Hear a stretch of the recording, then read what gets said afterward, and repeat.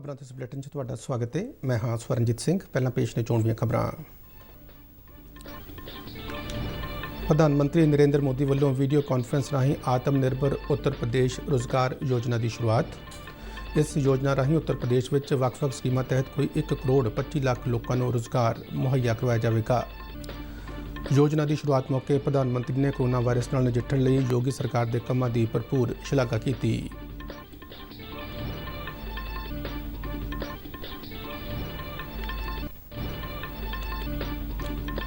केंद्रीय पेंडू विकास मंत्री नरेंद्र सिंह तोमर वालों गरीब कल्याण रोजगार अभियान के वैब पोर्टल की शुरुआत।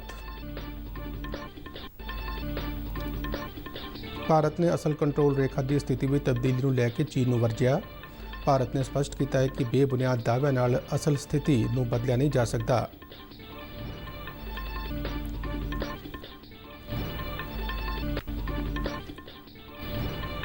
फौज मुखी MM नरवणे वालों लद्दाख में स्थिति संबंधी रक्षा मंत्री राजनाथ सिंह नाल मुलाकात।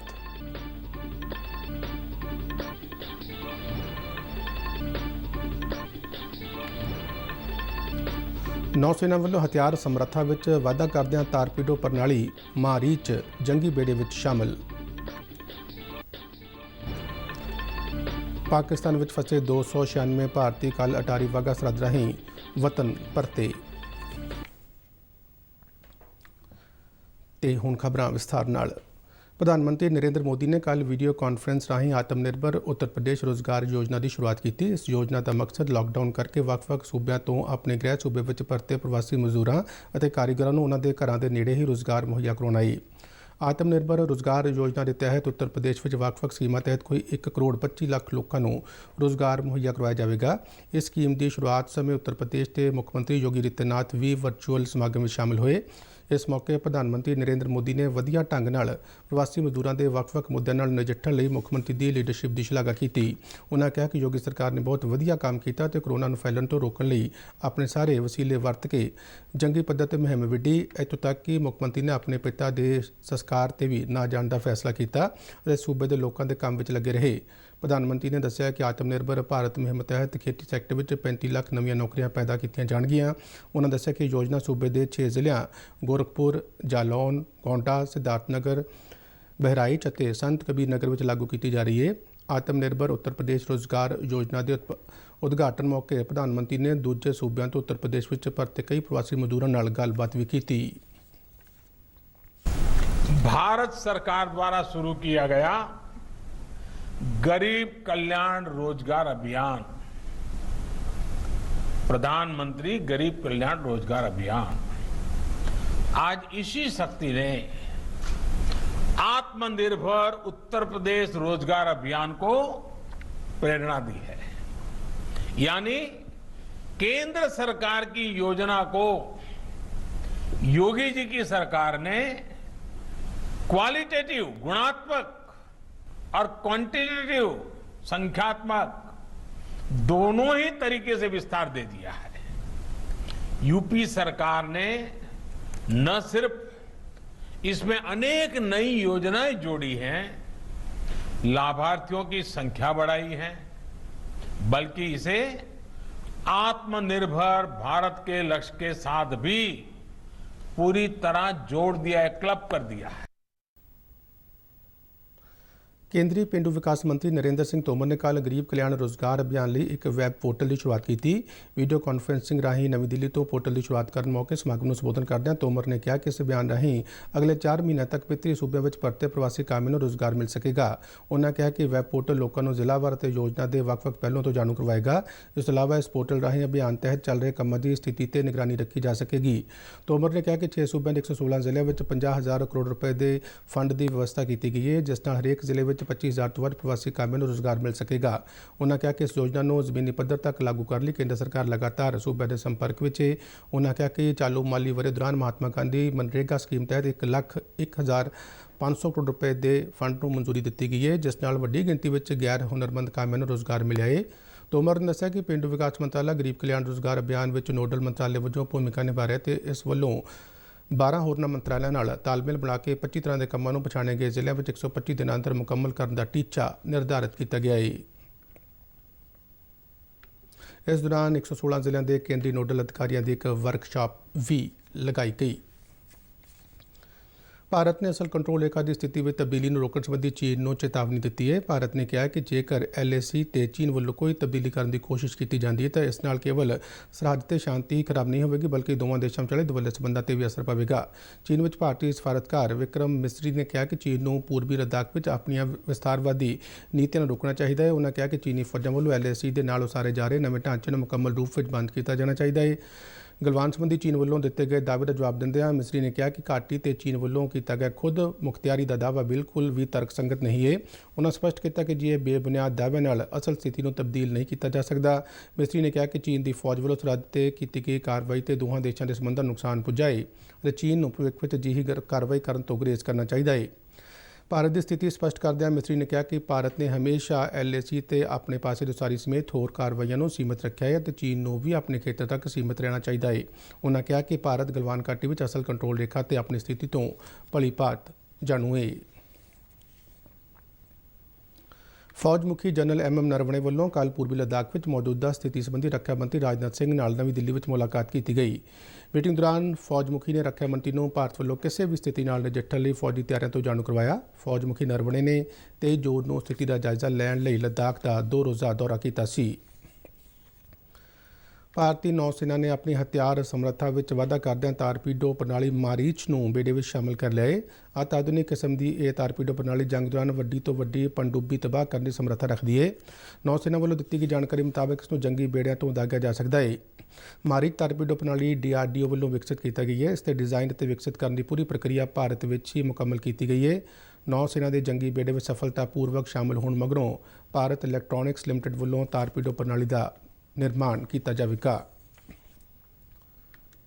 ਜੰਮੂ ਕਸ਼ਮੀਰ ਦੇ ਅਨੰਤਨਾਗ ਜ਼ਿਲ੍ਹੇ ਵਿੱਚ ਅੱਤਵਾਦੀਆਂ ਵੱਲੋਂ ਸੁਰੱਖਿਆ ਬਲਾਂ ਦੀ ਇੱਕ ਪਾਰਟੀ ਤੇ ਫਾਇਰਿੰਗ ਕੀਤੀ ਗਈ ਜਿਸ ਦੌਰਾਨ ਇੱਕ CRPF ਦਾ ਜਵਾਨ ਅਤੇ ਇੱਕ ਲੜਕੇ ਦੀ ਮੌਤ ਹੋ ਗਈ। ਇੱਕ ਪੁਲਿਸ ਅਧਿਕਾਰੀ ਨੇ ਸ਼੍ਰੀਨਗਰ ਵਿੱਚ ਦੱਸਿਆ ਕਿ ਕੱਲ੍ਹ ਦੁਪਹਿਰ 12:10 ਤੇ ਬੀਜ ਬਿਹਾਰਾ ਖੇਤਰ ਵਿੱਚ ਪਾਤਸ਼ਾਹੀ ਬਾਗ ਪੁਲ ਦੇ ਨੇੜੇ ਅੱਤਵਾਦੀਆਂ ਨੇ CRPF ਦੀ 90 ਬਟਾਲੀਅਨ ਦੀ ਪਾਰਟੀ ਤੇ ਫਾਇਰਿੰਗ ਕੀਤੀ ਜਿਸ ਦੌਰਾਨ CRPF ਦਾ ਜਵਾਨ ਅਤੇ ਇੱਕ 4 ਸਾਲ ਦਾ ਲੜਕਾ ਜ਼ਖਮੀ ਹੋ ਗਿਆ ਜਿਨ੍ਹਾਂ ਨੂੰ ਹਸਪਤਾਲ ਲਿਜਾਇਆ ਗਿਆ ਜਿੱਥੇ ਉਹਨਾਂ ਦੀ ਮੌਤ ਹੋ ਗਈ।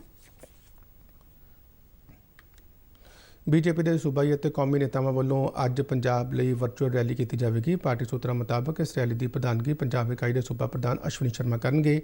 ਇਸ ਤੋਂ ਇਲਾਵਾ ਕੇਂਦਰੀ ਨੇਤਾਵਾਂ ਵਿੱਚੋਂ ਖੇਤੀਬਾੜੀ ਤੇ ਕਿਸਾਨ ਭਲਾਈ ਮੰਤਰੀ ਨਰਿੰਦਰ ਸਿੰਘ ਤੋਮਰ, ਸ਼ਹਿਰੀ ਹਵਾਬਾਜ਼ੀ ਮੰਤਰੀ ਹਰਦੀਪ ਸਿੰਘ ਪੁਰੀ, ਸੀਨੀਅਰ BJP ਨੇਤਾ ਅਵਿਨਾਸ਼ ਰਾਏ ਖੰਨਾ, ਕੇਂਦਰੀ ਮੰਤਰੀ ਸੋਮ ਪ੍ਰਕਾਸ਼ ਅਤੇ ਤਰੁਣ ਚੁੱਗ ਵੀ ਰੈਲੀ ਨੂੰ ਸੰਬੋਧਨ ਕਰਨਗੇ। ਇਹ ਵਰਚੁਅਲ ਰੈਲੀ BJP ਵੱਲੋਂ ਕਰਵਾਈਆਂ ਜਾ ਰਹੀਆਂ ਜਨ ਸੰਵਾਦ ਰੈਲੀਆਂ ਦਾ ਹਿੱਸਾ ਹੈ। ਸ਼੍ਰੋਮਣੀ ਅਕਾਲੀ ਦਲ ਨੇ ਪੰਜਾਬ ਸਰਕਾਰ ਤੋਂ ਮੱਕੀ ਦੀ ਕਾਸ਼ਤ ਕਰ ਰਹੇ ਕਿਸਾਨਾਂ ਲਈ ਸਹਾਇਤਾ ਦੀ ਮੰਗ ਕੀਤੀ ਹੈ। ਚੰਡੀਗੜ੍ਹ ਤੋਂ ਜਾਰੀ ਬਿਆਨ ਵਿੱਚ ਸ਼੍ਰੋਮਣੀ ਅਕਾਲੀ ਦਲ ਦੇ ਕਿਸਾਨ ਵਿੰਗ ਦੇ ਪ੍ਰਧਾਨ ਸਿਕੰਦਰ ਸਿੰਘ ਮਲੂਕਾ ਨੇ ਕਿਹਾ ਹੈ ਕਿ ਸੂਬਾ ਸਰਕਾਰ ਮੰਡੀਆਂ ਵਿੱਚੋਂ ਮੱਕੀ ਦੀ ਖਰੀਦ ਲਈ ਸੂਬਾ ਖਰੀਦ ਏਜੰਸੀਆਂ ਤੇ ਮਾਰਕਫੈਡ ਨੂੰ ਤੁਰੰਤ ਨਿਰਦੇਸ਼ ਜਾਰੀ ਕਰੇ। ਉਹਨਾਂ ਕਿਹਾ ਕਿ ਕੇਂਦਰ ਵੱਲੋਂ ਮੱਕੀ ਦਾ ਘੱਟੋ-ਘੱਟ ਸਮਰਥਨ ਮੁੱਲ 1850 ਰੁਪਏ ਫੀ ਕੁਇੰਟਲ ਤੈਅ ਕੀਤਾ ਗਿਆ ਹੈ। ਦੁਆਬਾ ਖੇਤਰ ਦੇ ਕਿਸਾਨ ਪ੍ਰਾਈਵੇਟ ਏਜੰਸੀਆਂ ਨੂੰ ਮੱਕੀ 700 ਤੋਂ 800 ਰੁਪਏ ਫੀ ਕੁਇੰਟਲ ਵੇਚਣ ਲਈ ਮਜਬੂਰ ਹੋ ਰਹੇ ਨੇ। ਮਲੂਕਾ ਨੇ ਕਿਹਾ ਕਿ ਸੂਬੇ ਦੇ 20,000 ਹੈਕਟੇਅਰ ਰਕਬੇ ਵਿੱਚ ਮੱਕੀ ਬੀਜਣ ਵਾਲੇ ਕਿਸਾਨਾਂ ਤੇ ਮਾਲੀ ਬੋਝ ਵਧ ਰਿਹਾ ਹੈ ਅਤੇ ਉਹ ਕਰਜ਼ੇ ਦੇ ਜਾਲ ਵਿੱਚ ਫਸ ਰਹੇ ਨੇ। ਉਹਨਾਂ ਕਿਹਾ ਕਿ ਮੱਕੀ ਤੋਂ ਇਲਾਵਾ ਸੂਰਜਮੁਖੀ ਦੀ ਕਾਸ਼ਤ ਕਰਨ ਵਾਲੇ ਕਿਸਾਨਾਂ ਨੂੰ ਵੀ ਗੈਰ ਮੌਸਮੀ ਬਰਸਾਤਾਂ ਕਾਰਨ ਘੱਟ ਝਾੜ ਮਿਲਿਆ ਹੈ। ਮਲੂਕਾ ਨੇ ਕਿਹਾ ਕਿ ਕੇਂਦਰ ਸਰਕਾਰ ਵੱਲੋਂ ਮੁੱਲ ਸਮਰਥਨ ਸਕੀਮ ਤਹਿਤ 15,000 ਕਰੋੜ ਰੁਪਏ ਮਨਜ਼ੂਰ ਕੀਤੇ ਨੇ ਅਤੇ ਸੂਬਾ ਸਰਕਾਰ ਨੂੰ ਕੇਂਦਰ ਦੀ ਇਸ ਯੋਜਨਾ ਦਾ ਲਾਹਾ ਲੈਂਦਿਆਂ ਮੁਸ਼ਕਿਲ ਵਿੱਚ ਫਸੇ ਕਿਸਾਨਾਂ ਦੀ ਮਦਦ ਕਰਨੀ ਚਾਹੀਦੀ ਹੈ। 1987 ਬੈਚ ਦੀ IAS ਅਧਿਕਾਰੀ ਵਿਨੀ ਮਹਾਜਨ ਨੂੰ ਕਰਨ ਅਵਤਾਰ ਸਿੰਘ ਦੀ ਥਾਂ ਪੰਜਾਬ ਦੀ ਮੁੱਖ ਸਕੱਤਰ ਲਾਇਆ ਗਿਆ ਹੈ। ਵਿਨੀ ਮਹਾਜਨ ਪੰਜਾਬ ਦੀ ਪਹਿਲੀ ਮਹਿਲਾ ਮੁੱਖ ਸਕੱਤਰ ਬਣ ਗਏ ਨੇ। ਮੁੱਖ ਸਕੱਤਰ ਦੇ ਵਕਾਰੀ ਅਹੁਦੇ ਤੱਕ ਪਹੁੰਚੇ ਸ਼੍ਰੀਮਤੀ ਵਿਨੀ ਮਹਾਜਨ ਕੋਲ ਕੇਂਦਰ ਅਤੇ ਪੰਜਾਬ ਸਰਕਾਰ ਵਿੱਚ ਮੁੱਖ ਅਹੁਦਿਆਂ ਤੇ ਕੰਮ ਕਰਨ ਦਾ 33 ਸਾਲ ਦਾ ਤਜਰਬਾ ਹੈ। ਹੁਣ ਤੱਕ ਵਿਨੀ ਮਹਾਜਨ ਪੂੰਜੀਕਾਰੀ ਪ੍ਰੋਤਸਾਹਨ, ਸਨਅਤ ਅਤੇ ਕਾਮਰਸ, IT ਅਤੇ ਸ਼ਾਸਨ ਸੁਧਾਰ ਅਤੇ ਜਨਤਕ ਸ਼ਿਕਾਇਤਾਂ ਵਿਭਾਗਾਂ ਵਿੱਚ ਵਧੀਕ ਮੁੱਖ ਸਕੱਤਰ ਵਜੋਂ ਸੇਵਾਵਾਂ ਨਿਭਾ ਰਹੇ ਸਨ। ਇਸੇ ਦੌਰਾਨ ਕਰਨ ਅਵਤਾਰ ਸਿੰਘ ਨੇ ਸ਼ਾਸਨ ਸੁਧਾਰ ਵਿਭਾਗ ਵਿੱਚ ਵਿਸ਼ੇਸ਼ ਮੁੱਖ ਸਕੱਤਰ ਦਾ ਅਹੁਦਾ ਸੰਭਾਲ ਲਿਆ ਹੈ। ਵੰਦੇ ਭਾਰਤ ਮਿਸ਼ਨ ਤਹਿਤ ਲਾਕਡਾਊਨ ਕਰਕੇ ਭਾਰਤ ਦੇ ਗੁਆਂਢੀ ਮੁਲਕਾਂ ਵਿੱਚ ਫਸੇ ਭਾਰਤੀਆਂ ਨੂੰ ਵਤਨ ਲਿਆਉਣ ਦਾ ਸਿਲਸਿਲਾ ਸ਼ੁਰੂ ਹੋ ਚੁੱਕਾ ਹੈ। ਪਾਕਿਸਤਾਨ ਤੋਂ 3 ਪੜਾਵਾਂ ਤਹਿਤ ਉੱਥੇ ਫਸੇ ਭਾਰਤੀਆਂ ਨੂੰ ਵਤਨ ਲਿਆਂਦਾ ਜਾ ਰਿਹਾ ਹੈ। ਇਸ ਤੋਂ ਪਹਿਲਾਂ ਕੋਈ 204 ਭਾਰਤੀਆਂ ਨੂੰ ਅਟਾਰੀ ਵਾਹਗਾ ਸਰਹੱਦ ਰਾਹੀਂ ਭਾਰਤ ਅੰਦਰ ਦਾਖਲ ਕਰਵਾਇਆ ਗਿਆ ਅਤੇ ਕੱਲ੍ਹ ਕੋਈ 296 ਭਾਰਤੀ ਸਰਹੱਦ ਸੜਕ ਰਾਸਤੇ ਭਾਰਤ ਅੰਦਰ ਦਾਖਲ ਹੋਏ। ਅੱਜ ਵੀ 36 ਪੰਜਾਬੀਆਂ ਸਮੇਤ 248 ਭਾਰਤੀ ਨਾਗਰਿਕ ਪਾਕਿਸਤਾਨ ਤੋਂ ਅਟਾਰੀ ਵਾਹਗਾ ਸਰਹੱਦ ਰਾਹੀਂ ਦੇਸ਼ ਅੰਦਰ ਦਾਖਲ ਹੋਣਗੇ। ਅਟਾਰੀ ਸਰਹੱਦ ਤੇ ਸਿਹਤ ਵਿਭਾਗ ਦੀਆਂ ਮੈਡੀਕਲ ਟੀਮਾਂ ਵੱਲੋਂ ਇਹਨਾਂ ਸਾਰਿਆਂ ਦੀ ਡਾਕਟਰੀ ਜਾਂਚ ਕੀਤੀ ਗਈ। ਮੌਕੇ ਤੇ ਹਾਜ਼ਰ ਪੁਲਿਸ ਅਧਿਕਾਰੀ ਅਰੁਣਪਾਲ ਸਿੰਘ ਨੇ ਦੱਸਿਆ ਕਿ ਜੰਮੂ ਕਸ਼ਮੀਰ ਦੇ 199 ਭਾਰਤੀ ਨਾਗਰਿਕਾਂ ਸਮੇਤ ਕੱਲ੍ਹ 296 ਭਾਰਤੀ ਨਾਗਰਿਕ ਵਤਨ ਪਰਤੇ। ਜੰਮੂ ਕਸ਼ਮੀਰ ਦੇ ਵਸਨੀਕਾਂ ਨੂੰ ਉੱਥੋਂ ਦੀ ਸਰਕਾਰ ਵੱਲੋਂ ਭੇਜੀਆਂ ਗਈਆਂ ਬੱਸਾਂ ਵਿੱਚ ਜੰਮੂ ਕਸ਼ਮੀਰ ਲਈ ਰਵਾਨਾ ਕੀਤਾ ਗਿਆ, ਜਦਕਿ ਮਹਾਰਾਸ਼ਟਰ ਤੇ ਗੁਜਰਾਤ ਦੇ ਵਸਨੀਕਾਂ ਨੂੰ ਅੰਮ੍ਰਿਤਸਰ ਵਿਖੇ ਹੀ ਕੁਆਰੰਟੀਨ ਕੀਤਾ ਜਾਵੇਗਾ। देखो जी 700 टोटल 48% ਸੀ ਜਿਹੜੇ ਪਾਕਿਸਤਾਨ ਤੋਂ ਇੰਡੀਆ ਆ ਰਹੇ ਆ, ਜਿਹੜੇ ਕਿ ਲੋਕਡਾਊਨ ਦੇ ਦੌਰਾਨ ਅੱਜ ਤੋਂ 4 ਮਹੀਨੇ ਪਹਿਲੇ ਉੱਧਰ ਫਸ ਚੁੱਕੇ ਸੀ, ਜਿਨ੍ਹਾਂ ਵਿੱਚੋਂ 25, 26 ਤੇ 27 ਤਰੀਕ 3 ਦਿਨ ਡਿਪਿਊਟ ਕਰਕੇ 250 ਬੰਦੇ ਦਾ ਇੱਕ ਗਰੁੱਪ ਆਉਣਾ ਸੀਗਾ। ਕੱਲ੍ਹ 25 ਤਰੀਕ ਜਿਹੜੀ ਲੰਘ ਚੁੱਕੀ ਆ, ਉਹਦੇ ਵਿੱਚ ਕਰੀਬ 200 ਤੇ 4% ਜਿਹੜੇ ਆ ਇੰਡੀਅਨ ਇੱਧਰ ਆ ਚੁੱਕੇ, ਜਿਨ੍ਹਾਂ ਨੂੰ ਸਾਰੇ J&K ਨਾਲ ਰਿਲੇਟਡ ਸੀ ਉੱਧਰ ਭੇਜ ਦਿੱਤੇ। 46 ਬੰਦੇ ਕਿਸੇ ਵਜ੍ਹਾ ਕਰਕੇ ਨਹੀਂ ਆ ਸਕੇ। ਅੱਜ ਦੀ ਡੇਟ ਵਿੱਚ 250 ਪਲੱਸ 46 ਜੇ ਆਉਣਗੇ ਤਾਂ ਸਾਰਿਆਂ ਨੂੰ ਇੱਧਰ ਉਹਨਾਂ ਨੂੰ ਮਤਲਬ ਮੋਸਟਲੀ ਜ਼ਿਆਦਾ J&K ਮਹਾਰਾਸ਼ਟਰ ਤੇ ਗੁਜਰਾਤ ਨਾਲ ਰਿਲੇਟਡ ਆ। ਜਿਉਂ ਆਈ ਜਾਣਗੇ ਤਿਉਂ ਉਹਨਾਂ ਨੂੰ ਮੂਵ ਕੀਤਾ ਜਾਏਗਾ।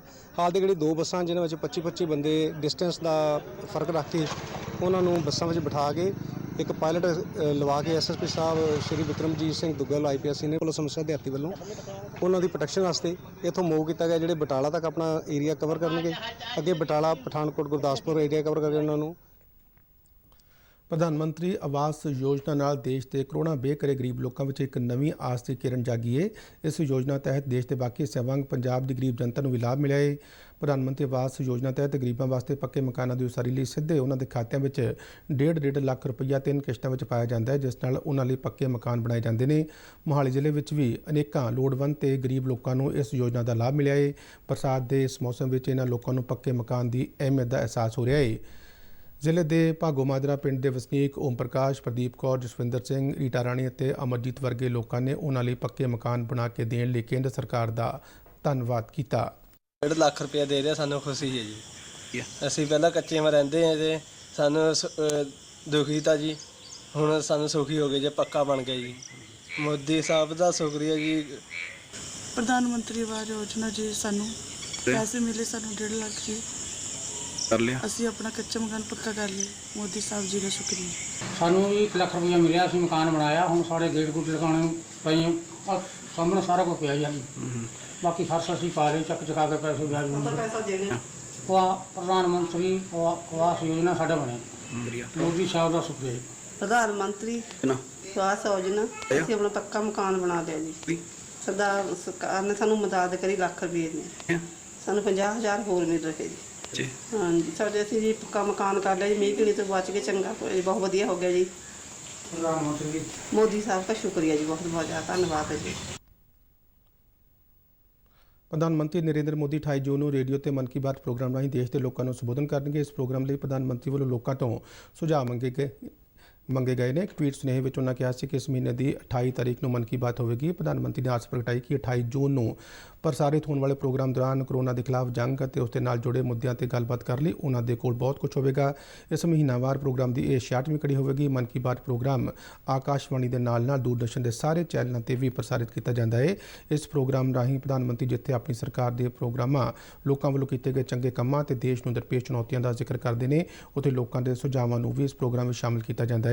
ਕਈ ਲੋਕਾਂ ਨਾਲ ਉਸ ਦੀ ਗੱਲਬਾਤ ਵੀ ਕਰਦੇ ਨੇ, ਜਿਸ ਦੇ ਚੱਲਦਿਆਂ ਮਨ ਕੀ ਬਾਤ ਪ੍ਰੋਗਰਾਮ ਵਧੇਰੇ ਹਰਮਨ ਪਿਆਰਾ ਹੋਇਆ ਹੈ।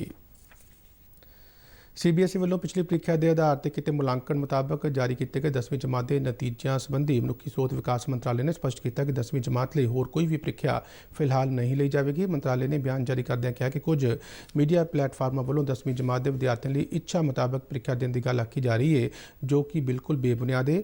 ਮੰਤਰਾਲੇ ਨੇ ਸਪਸ਼ਟ ਕੀਤਾ ਹੈ ਕਿ CBSE ਵੱਲੋਂ ਐਲਾਨੇ ਗਏ ਨਤੀਜੇ ਨੂੰ ਹੀ ਆਖਰੀ ਨਤੀਜਾ ਮੰਨਿਆ ਜਾਵੇ ਅਤੇ ਇਸ ਤੋਂ ਬਾਅਦ 10ਵੀਂ ਜਮਾਤ ਲਈ ਕੋਈ ਵੀ ਪ੍ਰੀਖਿਆ ਨਹੀਂ ਕਰਵਾਈ ਜਾਵੇਗੀ। ਭਾਰਤ ਅਤੇ ਜਰਮਨੀ ਕੋਵਿਡ-19 ਮਹਾਮਾਰੀ ਦੀ ਰੋਕਥਾਮ ਲਈ ਆਪਸੀ ਭਾਈਵਾਲੀ ਨੂੰ ਅੱਗੇ ਵਧਾਉਣ ਤੇ ਸਹਿਮਤ ਹੋਏ ਨੇ। ਬੀਤੇ ਦਿਨ ਦੋਹਾਂ ਦੇਸ਼ਾਂ ਦੇ ਵਿਦੇਸ਼ ਸਕੱਤਰਾਂ ਵੱਲੋਂ ਵਰਚੁਅਲ ਮੀਟਿੰਗ ਦੌਰਾਨ ਕੋਵਿਡ-19 ਦੀਆਂ ਚੁਣੌਤੀਆਂ, ਦਵਾਈਆਂ ਦੀ ਸਪਲਾਈ, ਮੈਡੀਕਲ ਸਾਜ਼ੋ ਸਮਾਨ ਅਤੇ ਤਕਨੀਕ ਨੂੰ ਸਾਂਝਾ ਕਰਨ ਤੇ ਸਹਿਮਤੀ ਜਤਾਈ ਗਈ। ਸਕੱਤਰ ਪੱਧਰ ਦੀ ਇਸ ਗੱਲਬਾਤ ਵਿੱਚ ਭਾਰਤ ਵੱਲੋਂ ਵਿਸ਼ੇਸ਼ ਸਕੱਤਰ ਹਰਸ਼ਵਰਧਨ ਸ਼੍ਰਿੰਗਲਾ ਅਤੇ ਜਰਮਨ ਹਮਰੁਤਬਾ ਮਿਗਿਊਲ ਬਰਗਰ ਵਿਚਾਲੇ ਦੁਵੱਲੀ ਭਾਈਵਾਲੀ ਲਈ ਹੋਰਨਾਂ ਖੇਤਰਾਂ ਵਿੱਚ ਚਰਚਾ ਹੋਈ। ਵਿਦੇਸ਼ ਮੰਤਰਾਲੇ ਨੇ ਬਿਆਨ ਜਾਰੀ ਕਰਦਿਆਂ ਦੱਸਿਆ ਕਿ ਦੋਹਾਂ ਦੇਸ਼ਾਂ ਨੇ ਖੇਤਰੀ ਅਤੇ ਆਲਮੀ ਮੁੱਦਿਆਂ ਤੇ ਵੀ ਚਰਚਾ ਕੀਤੀ। ਮੰਤਰਾਲੇ ਨੇ ਦੱਸਿਆ ਕਿ ਮੀਟਿੰਗ ਦੌਰਾਨ ਸੰਯੁਕਤ ਰਾਸ਼ਟਰੀ ਸੁਰੱਖਿਆ ਪਰਿਸ਼ਦ ਵਿੱਚ ਭਾਰਤ ਦੇ ਅਸਥਾਈ ਮੈਂਬਰ ਵਜੋਂ ਅਗਲੇ ਕਾਰਜਕਾਲ ਸੰਬੰਧੀ ਵੀ ਗੱਲਬਾਤ ਕੀਤੀ ਗਈ। ਮੌਸਮ ਮਹਿਕਮੇ ਮੁਤਾਬਕ ਦੱਖਣ ਪੱਛਮੀ ਮਾਨਸੂਨ ਨੇ ਦੇਸ਼ ਦੇ ਲਗਭਗ ਹਰੇਕ ਹਿੱਸੇ ਵਿੱਚ ਦਸਤਕ ਦੇ ਦਿੱਤੀ ਹੈ। ਮਹਿਕਮੇ ਵੱਲੋਂ ਜਾਰੀ ਬਿਆਨ ਵਿੱਚ ਕਿਹਾ ਗਿਆ ਕਿ ਸੰਭਾਵਤ ਸਮੇਂ ਤੋਂ 12 ਦਿਨ ਪਹਿਲਾਂ ਹੀ ਦੇਸ਼ ਭਰ ਦੇ ਖੇਤਰਾਂ ਵਿੱਚ ਮਾਨਸੂਨ ਦੀ ਆਮਦ ਹੋਈ ਹੈ। ਇਸ ਤੋਂ ਪਹਿਲਾਂ ਮਹਿਕਮੇ ਵੱਲੋਂ 8 ਜੁਲਾਈ ਨੂੰ ਇਹ ਮੌਸਮੀ ਵਰਤਾਰਾ ਹੋਣ ਦੀ ਸੰਭਾਵਨਾ ਜਤਾਈ ਗਈ ਸੀ। ਉਨ੍ਹਾਂ ਦੱਸਿਆ ਕਿ ਬੰਗਾਲ ਦੀ ਖਾੜੀ ਵਿੱਚ ਪੈਦਾ ਹੋਏ ਚੱਕਰਵਾਤ ਅਤੇ ਕੇਂਦਰੀ ਉੱਤਰ ਪੱਛਮੀ ਭਾਰਤ ਵਿੱਚ ਪੈਦਾ ਹੋਏ ਘੱਟ ਦਬਾਅ ਵਾਲੇ ਖੇਤਰ ਦੇ ਚੱਲਦਿਆਂ ਮਾਨਸੂਨ ਦੀ ਅਗਾਊਂ ਆਮਦ ਹੋਈ ਹੈ।